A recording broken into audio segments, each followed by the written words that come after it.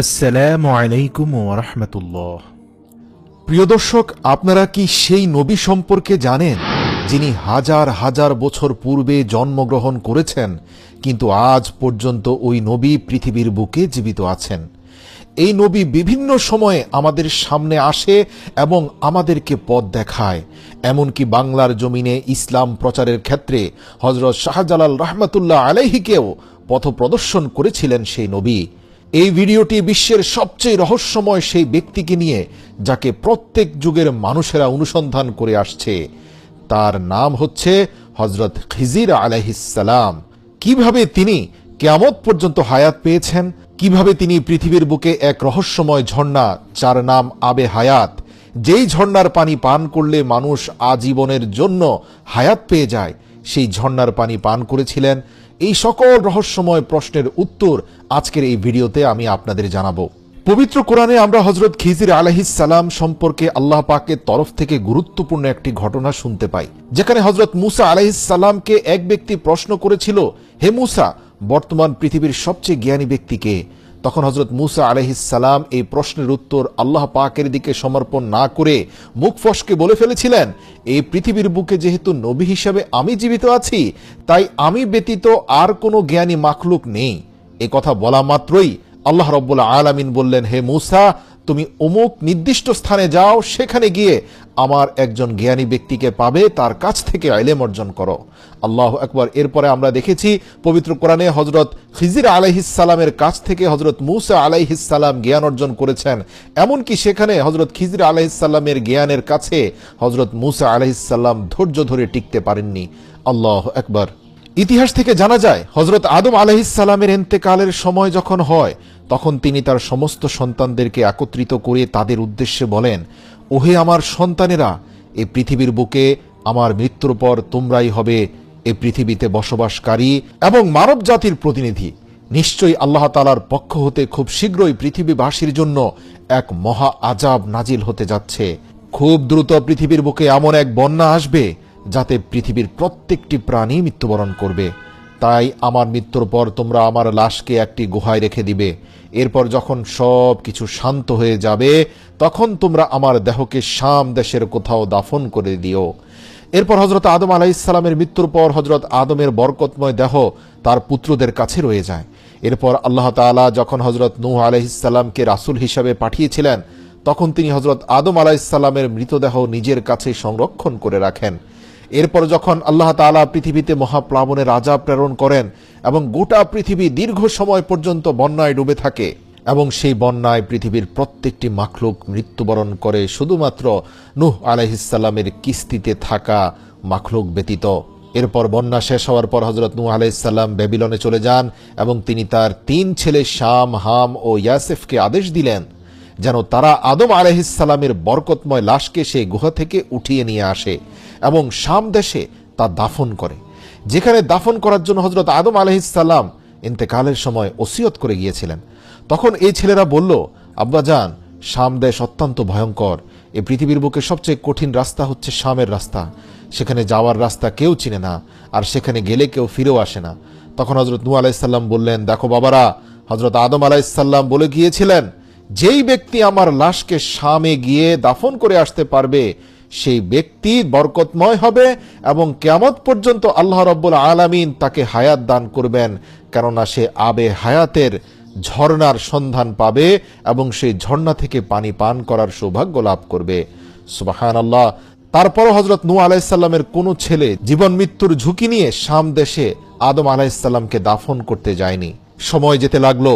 হযরত নূহ আলাইহিস সালামের বংশের অন্যতম একজন পুরুষ, যার নাম ছিল মালকান, তার ঘরে হযরত খিজির আলাইহিস সালাম জন্মগ্রহণ করলেন এবং তিনি শৈশবকাল থেকেই ছিলেন একজন আল্লাহওয়ালা বুজুর্গ।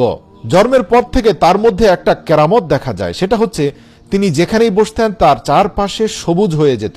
অর্থাৎ তিনি যদি মরুভূমিতে বসতেন, তাহলে তাৎক্ষণিকভাবে তার চারপাশে ঘাস, লতাপাতা এবং সবুজে চারপাশ ঘিরে যেত, যার কারণে তার নাম হয়েছে শ্যামল, আরবিতে যাকে বলা হয় খিজির। এই খিজির আলাইহিস সালাম ছিলেন হযরত নূহ আলাইহিস সালামের বংশের অন্যতম একজন নবী। তার চাচাতো ভাইয়ের নাম ছিল হযরত জুলকারনাইন আলাইহিস সালাম, যাকে আবার আল্লাহ তাআলা পুরো পৃথিবীর শাসন ক্ষমতা দিয়েছিলেন। মজার ব্যাপার, হযরত জুলকারনাইন আলাইহিস সালাম একজন নেককার বাদশা ছিলেন।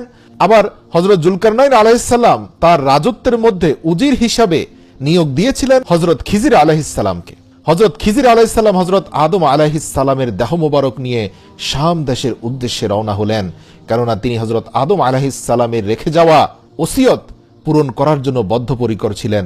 উল্লেখ্য, হযরত আদম আলাইহিসসালাম হচ্ছেন পৃথিবীর বুকে এমন একজন মানুষ যার লাশ কিয়ামত পর্যন্ত জমিন খেতে পারবে না। সুবহানাল্লাহ।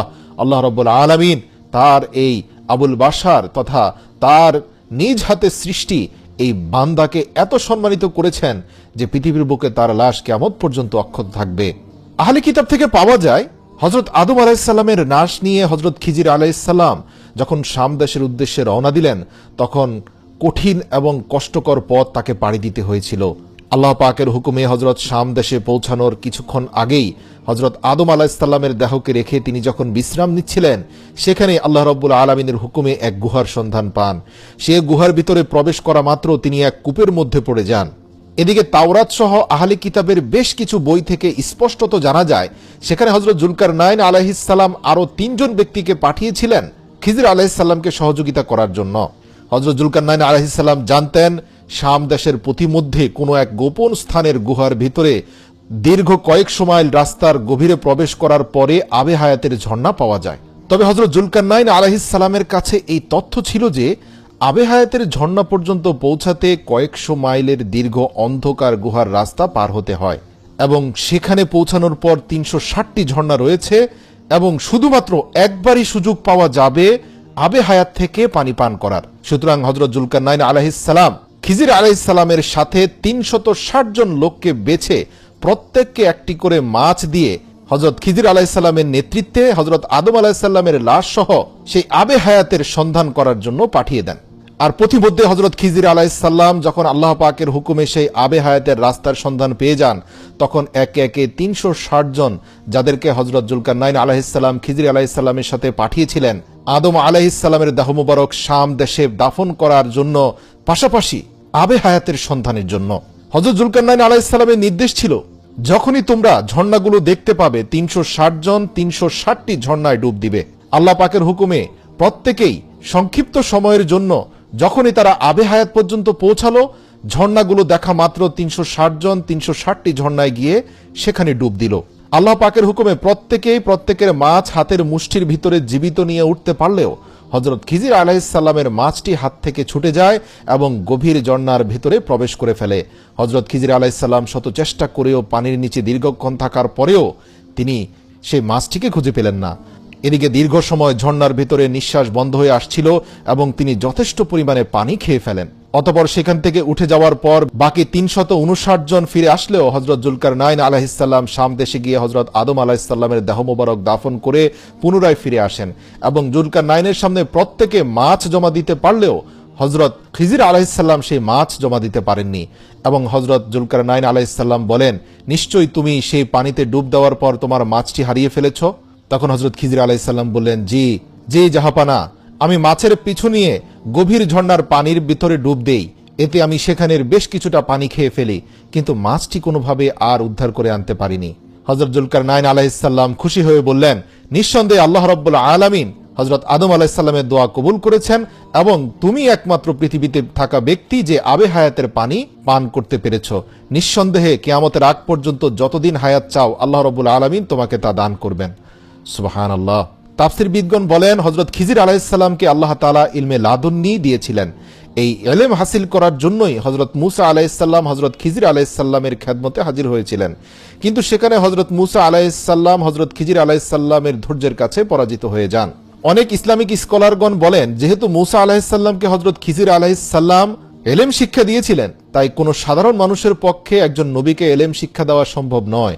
নিশ্চয়ই হযরত খিজির আলাইহিসসালামও একজন নবী ছিলেন, আর এই রেফারেন্সের উপরেই হযরত খিজির আলাইহিসসালামকে নবী বলা হয়।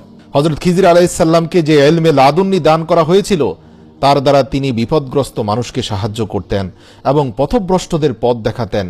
মানুষের মধ্যে এই কথাও প্রসিদ্ধ ছিল যে তিনি পথ হারিয়ে যাওয়া মানুষদেরকে রাস্তা চিনিয়ে দিতেন। যদি আল্লাহর কোনো নেক বান্দা বিপদে পড়ে অথবা পথ হারিয়ে যায়, তখন হযরত খিজির আলাইহিসসালাম তাকে সাহায্যের জন্য সঠিক সময়ে তার কাছে উপস্থিত হয়ে যেতেন। এমনকি হযরত শাহজালাল রহমতুল্লাহ আলাইহি যখন ইয়েমেন থেকে এই বাংলার বুকে ইসলাম প্রচারের জন্য আসেন, তাকে রাস্তা চিনিয়ে দেওয়ার ক্ষেত্রেও হযরত খিজির আলাইহিসসালাম সহযোগিতা করেছিলেন। রেওয়ায়েত অনুযায়ী হযরত খিজির আলাইহিসসালাম আল্লাহর রাসূল সাল্লাল্লাহু আলাইহি সাল্লামের সাথে বায়াত হয়েছিলেন এবং মদিনাতে রাসূল সাল্লাল্লাহু আলাইহি সাল্লামের সাথে প্রায়ই দেখা করতেন। এছাড়াও হযরত ওমর বিন আব্দুল আজিজের সাথেও হযরত খিজির আলাইহিসসালামের সাক্ষাৎ হয়েছে। বর্তমান বাংলাদেশের অনেক ওলি বুজুর্গদের সাথেও হযরত খিজির আলাইহিসসালামের সাক্ষাৎ হয়েছে। ভবিষ্যতে পৃথিবীর বুকে আসা আল্লাহর অনেক নেক বান্দা এবং পথ হারানো মানুষকে পথ দেখানোর জন্য হযরত খিজির আলাইহিসসালাম তাদের সাথে সাক্ষাৎ করবেন। সহিহ মুসলিমের এক হাদিস অনুযায়ী কিয়ামতের পূর্বে যখন দাজ্জাল মদিনার নিকটবর্তী একটি স্থানে পৌঁছাবে, তখন মদিনা থেকে এক ব্যক্তি তাকে প্রতিরোধ করার জন্য রওনা দিবেন। যিনি সেই সময়ের সবচেয়ে উত্তম মানুষ হবেন, সেই ব্যক্তি হবেন হযরত খিজির আলাইহিস সালাম।